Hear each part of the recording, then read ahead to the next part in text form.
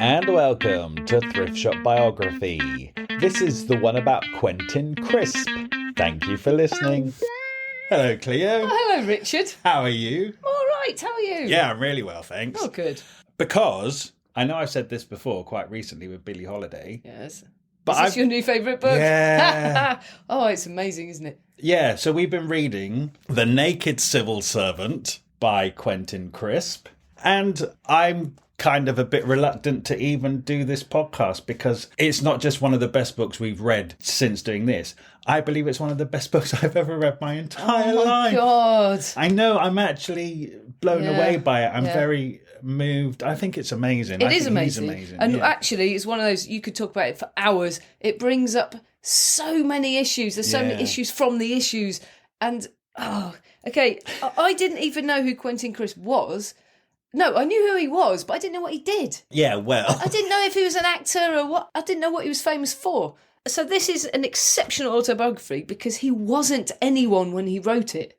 This is just an ordinary, not ordinary, person's life who isn't famous at all. And he became famous for writing the book rather than the other way around. Mm-hmm. So that's a really unusual situation for an autobiography. Isn't it? Because a lot of the time we're reading this and he just has like a job like anybody else. He's a failed man. He considers himself a failure. But his very existence is what's interesting. And what an existence. I know. And just his use of language. Every single line is just a joy. Yeah. Did you know what he did before he was famous for being himself? No, because obviously all of that happened before we were born. Yeah, we came into life knowing there's this fellow Quentin Crisp who was on TV a lot, chat shows and stuff. Very anecdotal. And had a purple rinse. Yeah, very camp, as we used the phrase. And he was just a sort of raconteur. Yeah, absolutely. And of course, he'd written the book before we were born, so I guess we would have just assumed he was someone, a writer, a member of celebrity for a reason. So you didn't know that he was famous for basically being famous. Yeah, it is odd because I think we have a lot of people like that these days due to like reality TV and TikTok and the internet. Lots of people come to prominence by just being themselves. They don't have any discernible skill, and he predates that by 50 years. I was puzzled when I read the book. Then he's like 45 and he's still being a commercial artist. It's like, oh, he has no fame yet. Yeah, I know. I had to Google it after I'd read the book and I was like, oh, right. So basically this book was published in 1968 and then in 1974 or 75, the BBC got this book and made it into a drama and they cast unknown young John Hurt. Yeah. Well, that made in his the part. name, I didn't know any of that. Oh, okay. And obviously it was a brilliant performance and then it made them both famous. Yeah. And what also is interesting is that when this book was first published in 1968, it sold about 3,000 copies. Yeah. And it wasn't until then a documentary was made about him, which led to the drama on the BBC with John Hurt, that the fame exploded. Yeah. Yeah. Yeah. Huh. Right, come on then, let's get into it. Oh, I love it. So, Quentin Crisp was not his real name. It certainly wasn't. He has a brilliant name. Yeah, which actually he only tells us his real first name in the book. Yeah, you're right. Which is Dennis. You have to Google it, don't you? So I just assumed his name was Dennis Crisp. Yeah. But then when, like every week, we quickly go on the internet to see what happened to the person after the book was written. And it says his real name is Dennis Pratt. Yeah. So he changed his name to Quentin Crisp when he was like in his 20s. Mm. He sort of came into himself at about 23. So anyway, before that, he was born in 1908. This is one of the most amazing things about this book to me, is that to be born in 1908 and he died in 99. That lifetime, that century, he basically covers the whole history of the development and movement and change of homosexuality, or just perceptions of homosexuality. Like, he lived through the most changing era that there's been since the Romans. Because he's such a character that we had in 1980s popular culture, when I'm reading about his early life, it's actually really hard to imagine that some of it is during World War I. Yeah. And then the space between the world wars, where he's being Quentin Crisp and walking around Soho, I had to keep reminding myself, this isn't the 1970s. No. This is between the wars. Yeah. And it makes it even more significant, I think, his presence. Just his whole being is just like a political act in a way. It is. Right, we've got to get to the start because otherwise that makes no sense if nobody knows who he is. I could talk about him all day long. Yeah, absolutely. Okay, 1908 in Sutton, Surrey, Carshalton. Oh, I've actually worked there. There's a nice little theatre there. I was reading it going, where's the plaque? Why isn't there a massive sign? Anyway, his main thing when he was a kid is that he wet himself, but even more so shat himself a lot. I couldn't quite get to grips with this. So he was doing it for his mum's attention? Maybe, but he's definitely not sure because he was so little. Because I've never heard of a kid actually shitting themselves a lot. No. Well, wetting, yes. No, you've not heard of that because I think most people would not admit to it. You'd know. If Whereas you're at he primary has. school and someone shat themselves, Oh, you'd you'd know. know. Yeah, and he it's did it true. all the time. He talks about the family living in debt, but actually they're not poor. They're not poor. They've got servants. They got servants and gardeners. Yeah. And he says they're not poor, but they live in debt. And he said they have that thing about keeping up with the Joneses. Yeah. So I think they were living beyond their means to keep up Sounds with like the it. neighbours. But I love that Quentin Crisp says that when he become an adult, he couldn't be bothered to keep up with the Joneses. He just dragged them down to his level. Yes. This whole book has just so many funny It does, lines doesn't and just such wonderful Use camp of language. humour. Yeah, I love it. He said he actually really worked to get banality of language out of everything he said so he didn't waste any words. Mm-hmm. I love it when he says even the words hello and goodbye weren't uttered as much as divulged. Yeah, I loved that when he said And that. then you can really imagine going, Yeah. hello. Yes. And then you go, I get it now. You've made me hear you through a book. It's clever. Yeah. Honestly, he's like my new hero. We got to explain why. Come on. He had a brother who was 13 months after him and a brother and sister who were 7 and 8 years older. So it's kind of in the middle. And he said that he became very ill with pneumonia when he was a child. So obviously he got all of his mother's attention. But then when he got better, he said he realised that his mum was intent on dividing her love equally before her children. He said it sent him into such uncontrollable rage that he's never quite recovered from. Right. So, he is an eternal attention seeker. That's right. He remembers being a baby, that he wanted his mum's attention all the time. Hence, I think the shitting himself. I Maybe. did think that had something to do with it. Probably. God, that poor woman. I know. And he always wanted to dress up and he dressed up as women. Always a woman. He never even questioned that he wouldn't. And his mum really let him do that. She never questioned it either. He said that his mother protected him from the world and his dad threatened him with it. Yeah. Such a powerful sentence, and it totally encapsulates his relationship with both of his parents. So his dad didn't like him. No, he said his dad hated the very presence of him. Yeah, and he had 2 brothers. It's not like his dad didn't have manly sons, but it's very common. A lot of men really don't like it if they've got an effeminate son. They just see don't it like as an indictment on their own masculinity. Yeah, of course. It's so sad because they miss out on a really important relationship because of society, the constraints of society. It is really sad, but of course, the mother more than made up for it, didn't she? They didn't know what to do with him. He'd gone to a boarding school. Of course, that gets rid of him anyway. They don't have to deal with him then, do they? And his mum had sent him to art school, but he didn't really get on. He didn't know what to do, and he was really despondent and listless. And she sent him to a doctor's thinking maybe he was ill, and the doctor said, there's nothing wrong with you. Yeah. And in fact, when he left school, he said the only thing that he learnt was that he was very unpopular. Yeah. Oh. Yeah. Yeah, so he is who he's always been. Yeah. Even as a child, he was incredibly effeminate, which of course made him an outcast at school. Again, this is an outsider thing that we find in most of these books. Totally. People who really come to prominence, it's like they're seeking something elsewhere because they didn't get it when they were a child, like the approval of other people. Yeah. Like if you don't fit in, you've got to go into the wider world to find where you do fit in. You have them bigger and bigger. At some point, he does say in this book as well, society's got to the place where they realise that men aren't heterosexual and they're not homosexual. They're just sexual. Yeah. And that's a really good point to say. And at boarding school, the boys will just, if they're all testosterone, they'll shag anything. But he says It doesn't make them gay or homosexual. It just makes them sexual, and they'll just have sex with in place of girls. But it happens in all male institutions. It happens in prisons. It happens in the armed forces. It happens in... Obviously the Navy more so. I don't know why the Navy more, but it seems to be... Perhaps they're away at sea more where there are no women on the ships, maybe. There's no women anywhere. But I think people just know. Go to the Navy if you're a bit more that way. Do they? I don't know. No, you know why you think that? Because of the what? Because of village the village people. Look, you can learn through disco.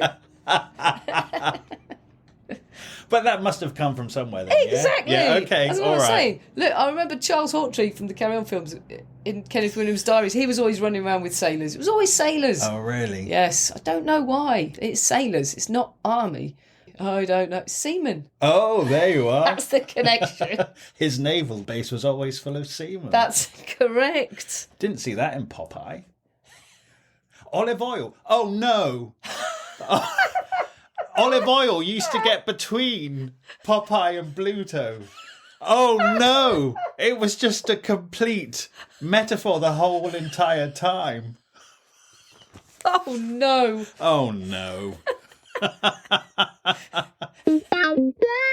So he's not doing great at school, to the fact where his dad writes a headmaster a letter and says, what are we going to do with him now? And the master at the school just says, oh, well, he should do journalism. Not like he'd ever thought of doing that before, or shown any. But he must have shown aptitude for writing. Writing, actually. exactly, yeah. Quentin Crisp said he didn't possess the one thing you need to be a journalist, which is getting on with strangers. Yeah. Which it turns out he's actually very good at getting on with strangers as the book progresses.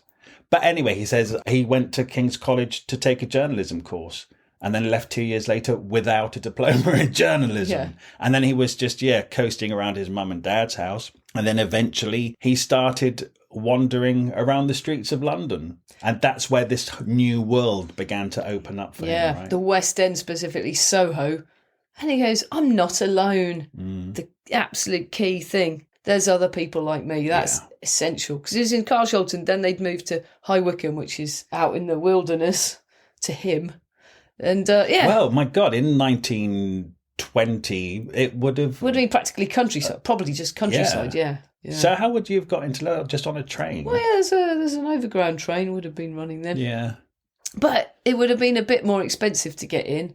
And you would maybe not have been able to get home in time, which is why you befriended the only person who nobody else liked and was really boring and wasn't camp at all. And he befriended him. Mm-hmm. Then he used to stay over at his for the weekends. And he got a life. And actually he became a prostitute pretty quick. Well, I think that was his way into the twilight world, as it were, is that he would notice the guys like him standing on the street corners. And they used to hang out in this cafe called the Black Cat, and a little social scene evolved. And the guy who ran it was an older guy. It seemed to be one of the few places that would let these people in. And they would sit there all night just with one cup of tea. But yeah, he got to know people and realised he wasn't on his own. And eventually, it seems, I thought he was quite coy about admitting it.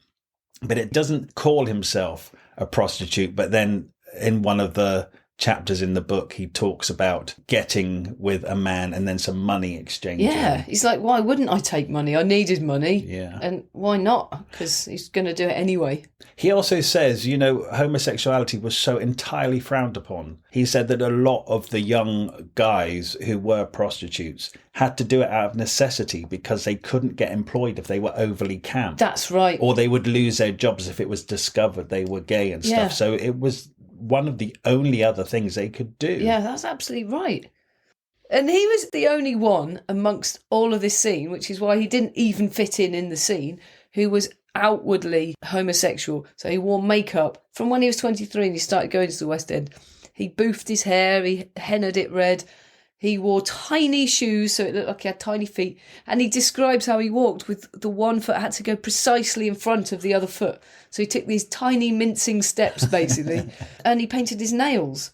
What was surprising to me is that he said he wore makeup at a time where it was frowned upon women to wear too much because if makeup. women wore makeup like he did, they would definitely be prostitutes. Wow. So, yeah, he was really out there. So it's hard to grasp in this day and age, even in the 1980s when we would have known about him, because pop stars were wearing makeup, then male pop stars. So back in 1920, that was entirely radical for him to have a full face of makeup. Yes, he was an absolute freak. And he said wherever he went, crowds drew around him.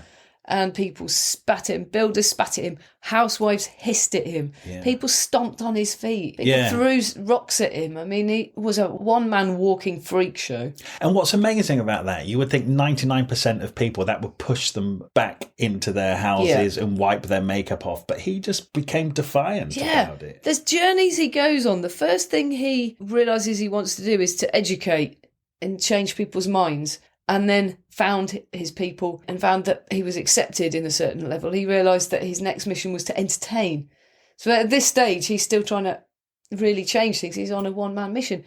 The word brave, it's embarrassing to use, really, because it sounds like a cliche or patronising, but he was really, really brave, and he did change things. And he also said he was so camp anyway that he kind of couldn't hide it. Yeah. He talks about a lot of the gay men of the time would suppress their femininity and actually not like him because he was outwardly camp. And he just had to realise at quite a young age that actually he had no hope of hiding it. Yeah. And so he just wore it like a badge of honour. But the other reason is he didn't want to hide it because he didn't feel that he needed to be ashamed. He didn't think it was anything to be ashamed of. He was born like that. That's how he was. Why should he be ashamed? And also, why should he hide that he was homosexual? Because he just didn't think it was wrong. Well, it was illegal. It was illegal, but, then he went into all the cafes and was robbing them. He was just basically eating and trying to, him and his mate, work out ways of swindling them. But he says, if your very existence is already wrong and illegal, what's one more crime? You're a walking crime.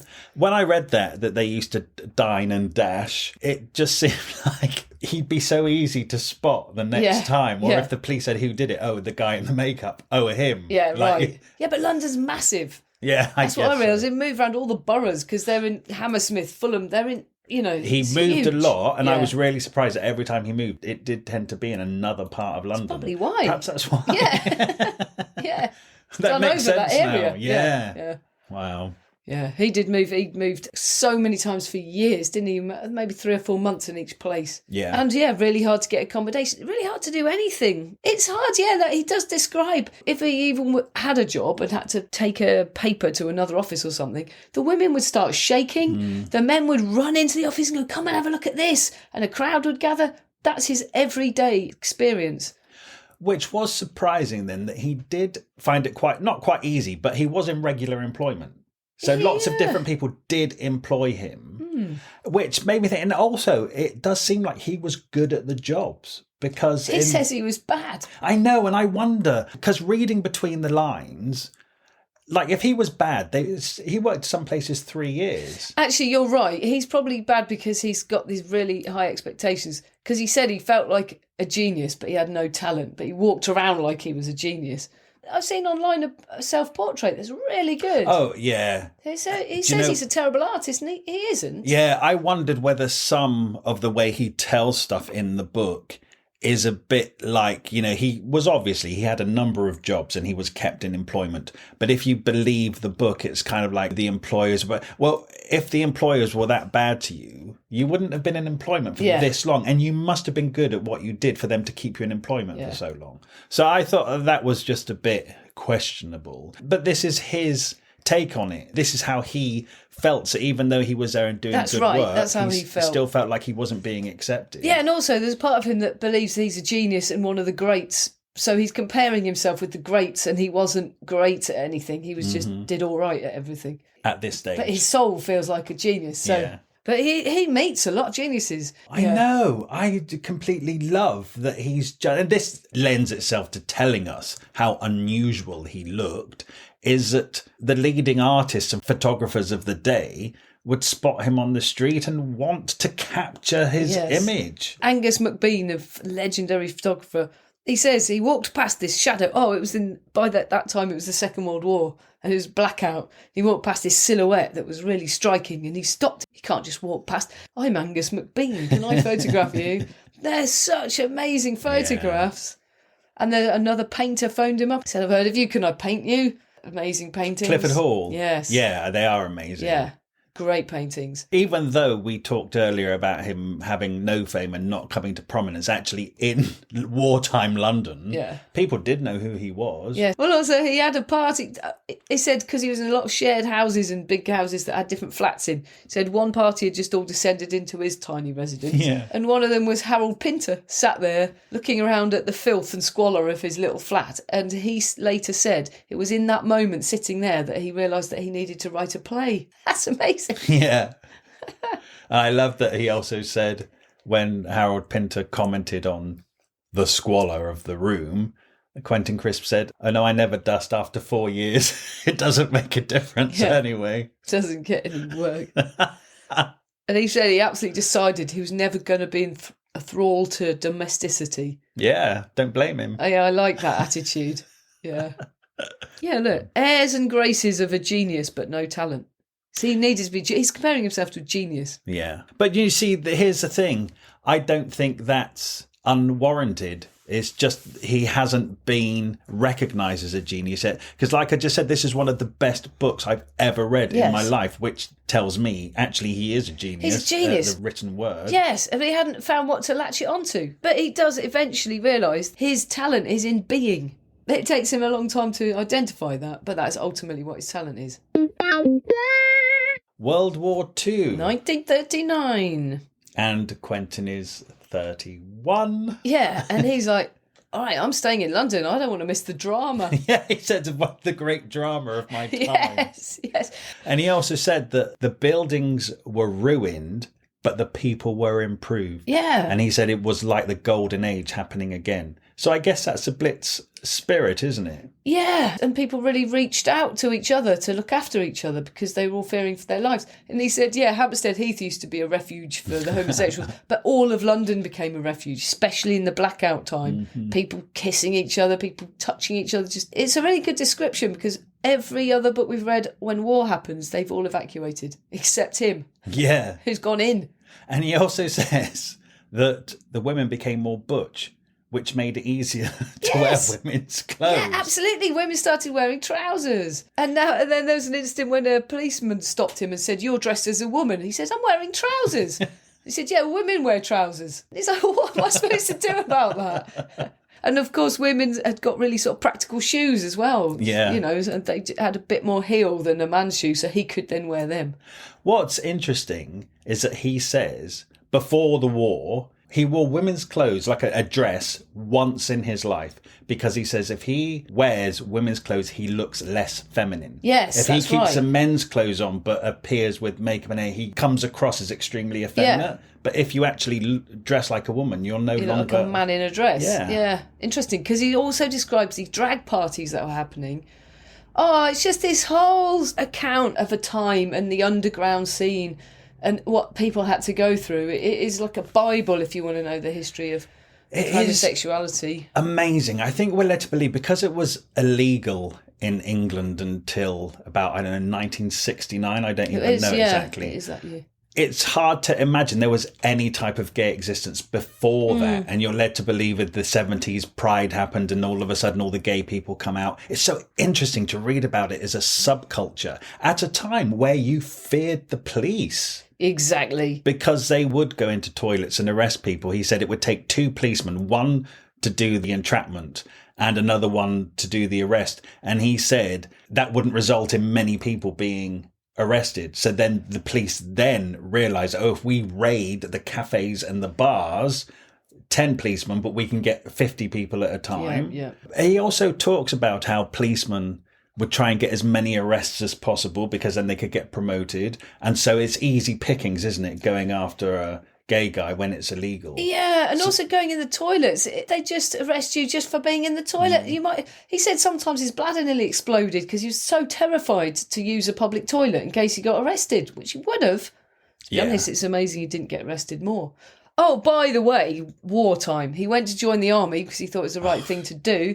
Because he had red hair, nail varnish and makeup, they just basically said, we don't want you, no one will ever want you. And they wrote on his form, sexual perversion. Yeah. Suffers from sexual perversion. Yeah. I love that when he went to see his friend, she said, oh, I don't like suffering from. It should be glorifying in. Yes, yes. Glorifying in sexual perversion. Yeah.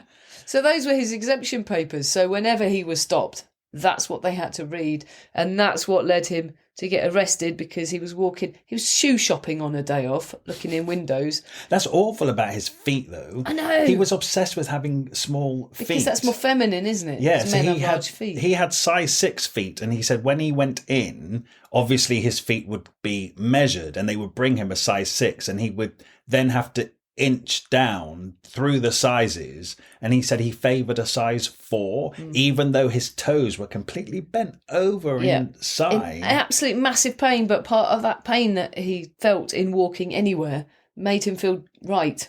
He felt he should suffer. I know. He said because it was such a trial buying shoes, he would scrutinise the shoes in the shoe shop window so he knew exactly what to ask for when he went in. And it was while he was looking in a shoe shop window. The police accused him of loitering and they followed him. And he saw a friend on a street corner and went over to talk to him.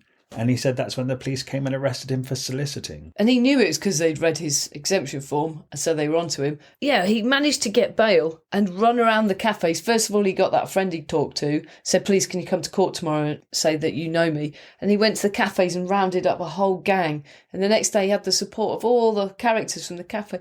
And he said, the judge said to them, do you know this man's a homosexual? And they all said yes. And they said, but you still say he's respectable? And they all said yes. It's really good. He didn't have a lawyer. He fought his own case. He said, they've got absolutely nothing against me.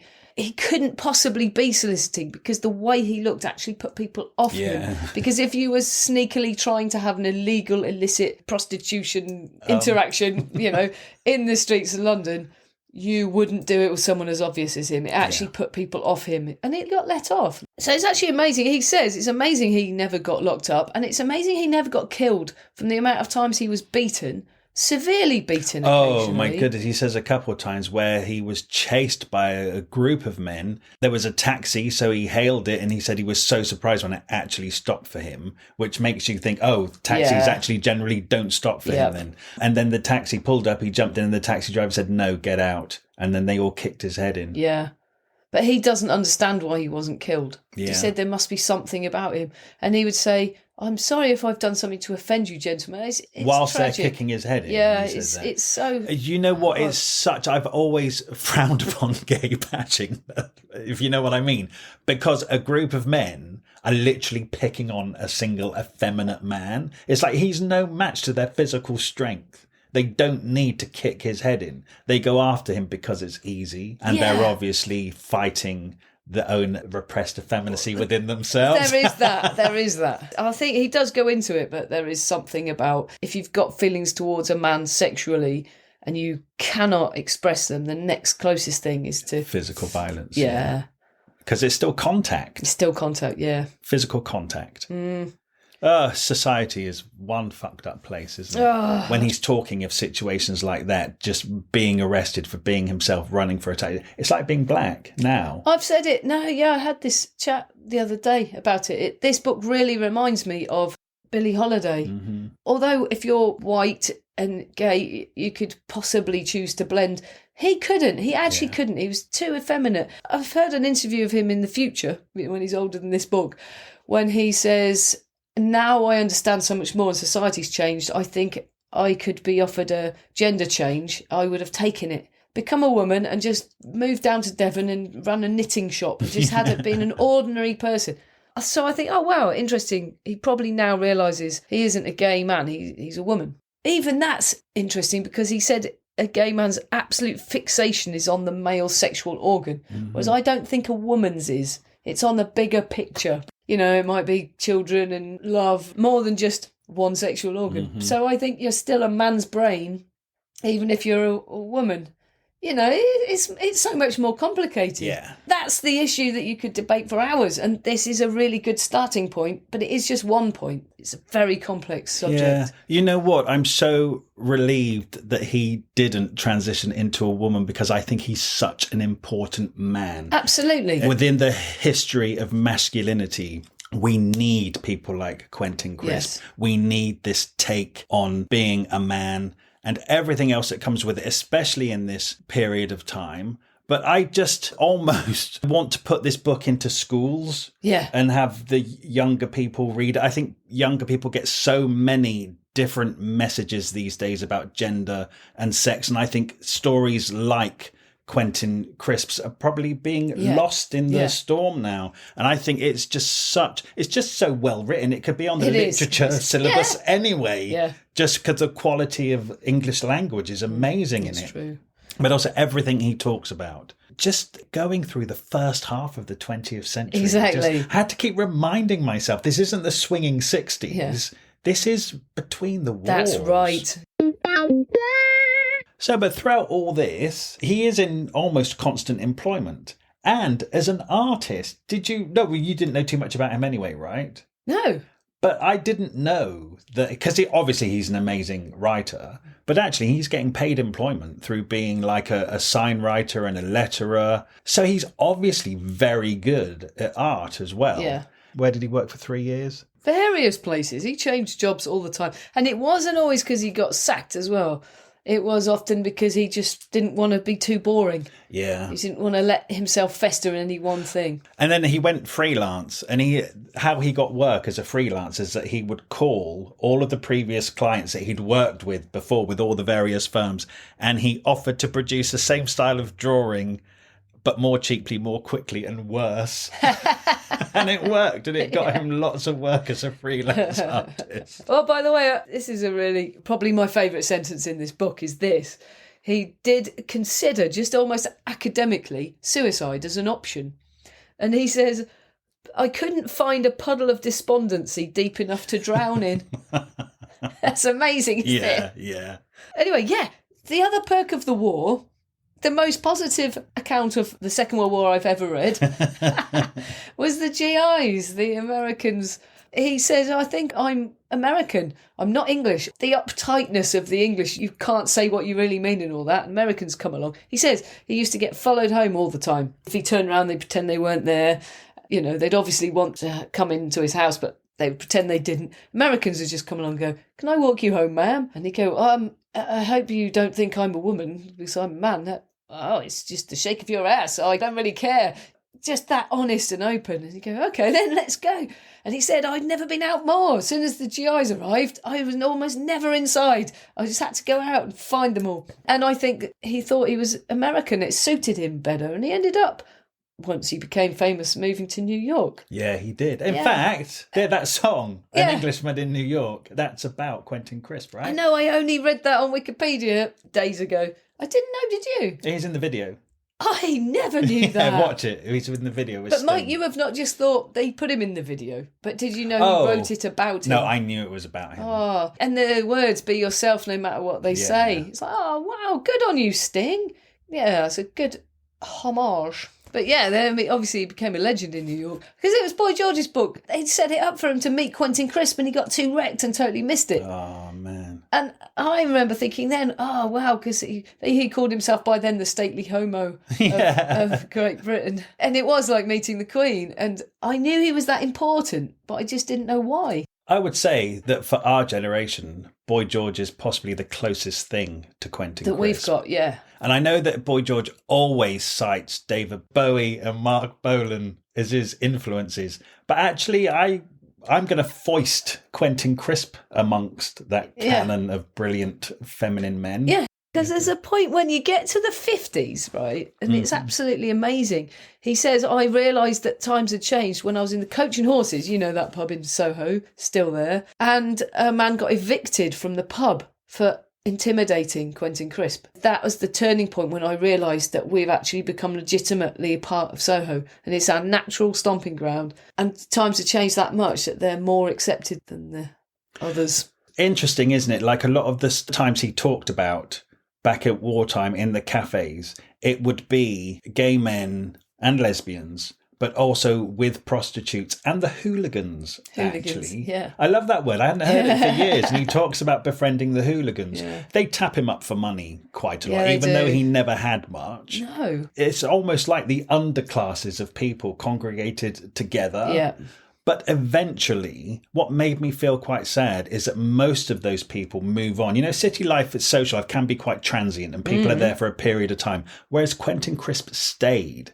And he grew old around Soho. He would notice then when the new generation was coming in, because of people like Quentin Crisp, things were being relaxed. And he said all of a sudden he wasn't like the only one anymore. Because, of course, men started to grow their hair. Yeah, he's going into the 60s. Men are growing their hair and they might wear nail varnish and they might be all feminine. And now he just looks like an old teenager.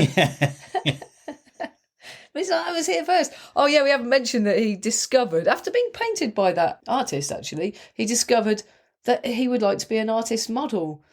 And that was his major job for 4 decades. A long time.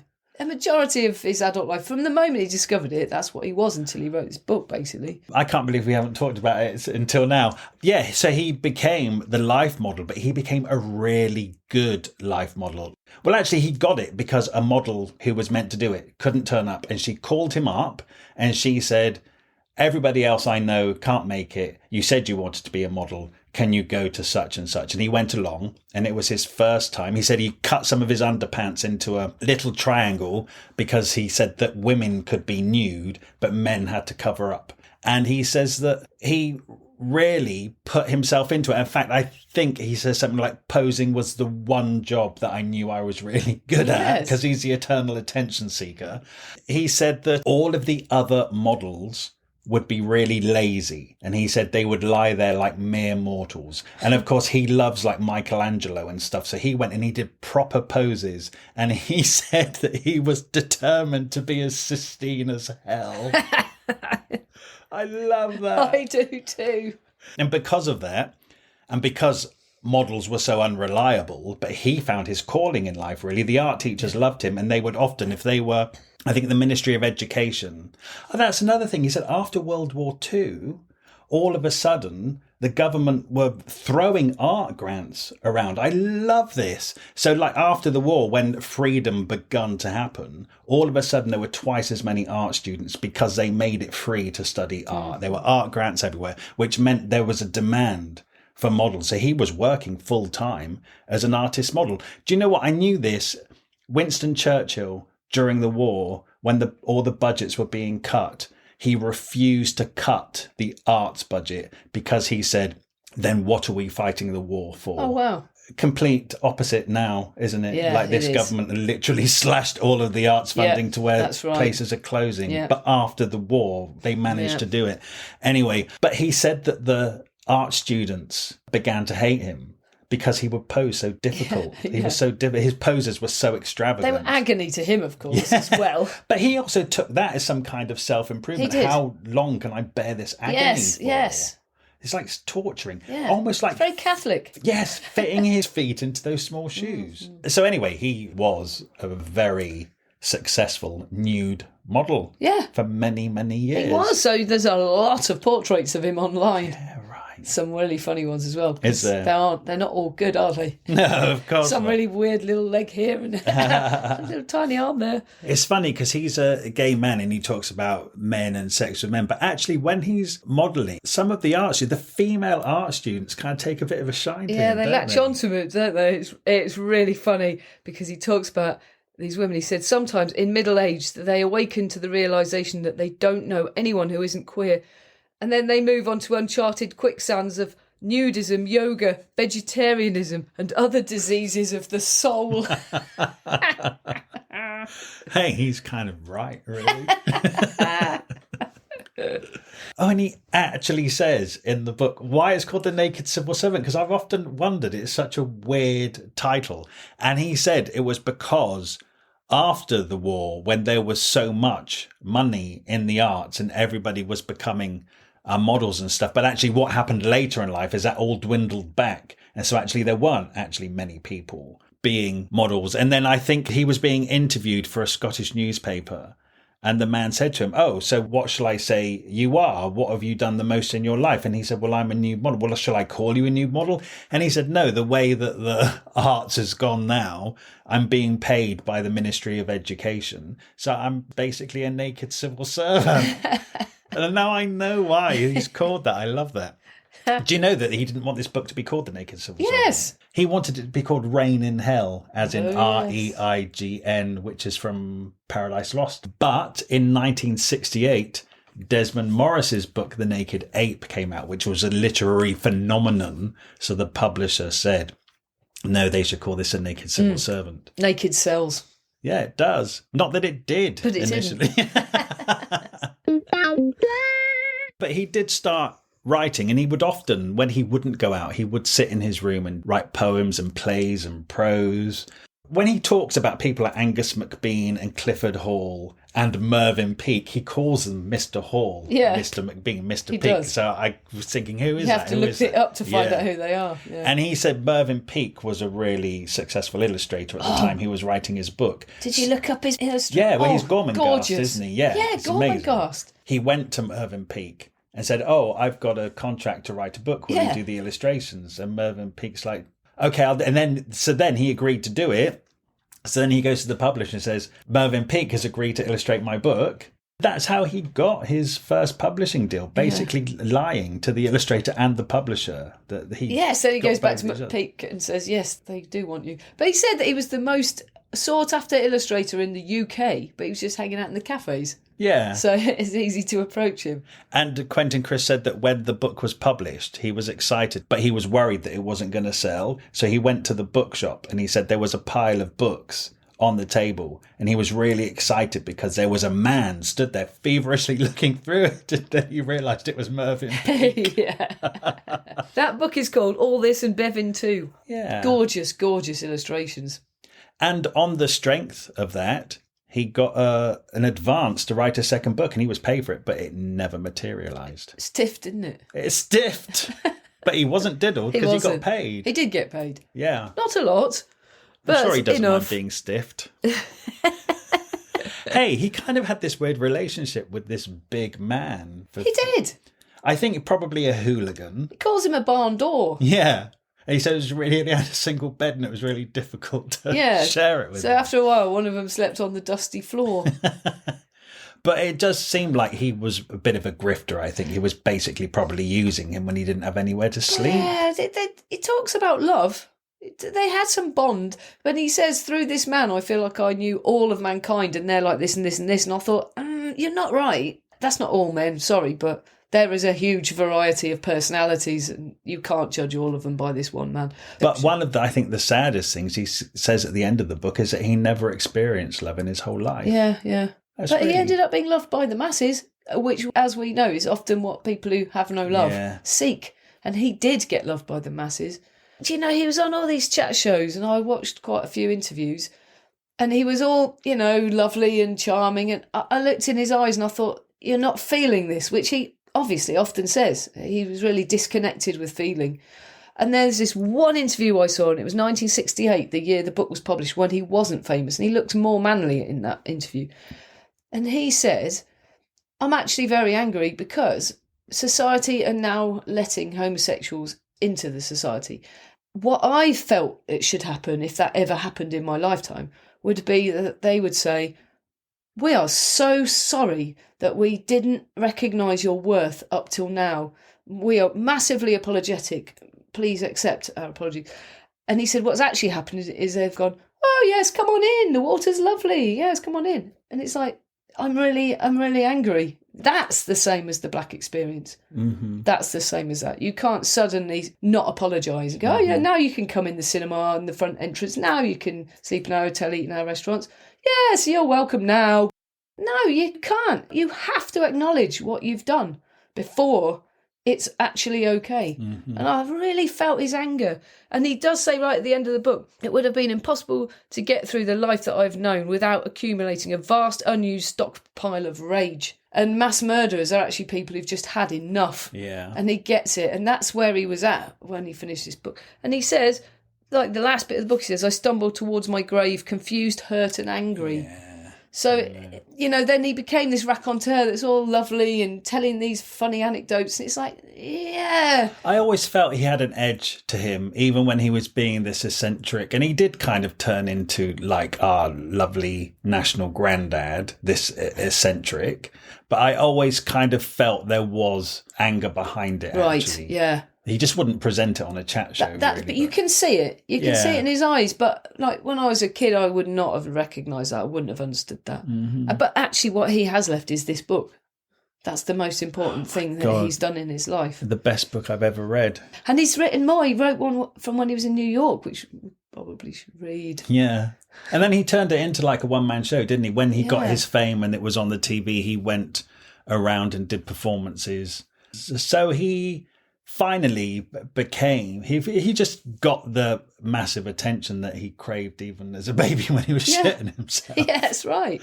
Yeah, he got it. Weirdly, after a whole lifetime of just having normal job. He was well into his 70s. I think he wrote the book 68. So he wrote the book when he was 60. He was nearly 70 by the time he became famous. And then, because it took a few years for the book to take off. Well, it wasn't really that. It was the BBC drama that really did it. So that's 1975. He was nearly 70. Good for him. He got a nice end of life. And the other thing this book makes me really think about is all the amazing characters in this world that never get famous. Oh, I thought the same thing, actually. I know. I can name some of them that I've known. Mm-hmm. Like my Uncle Arthur Pratt.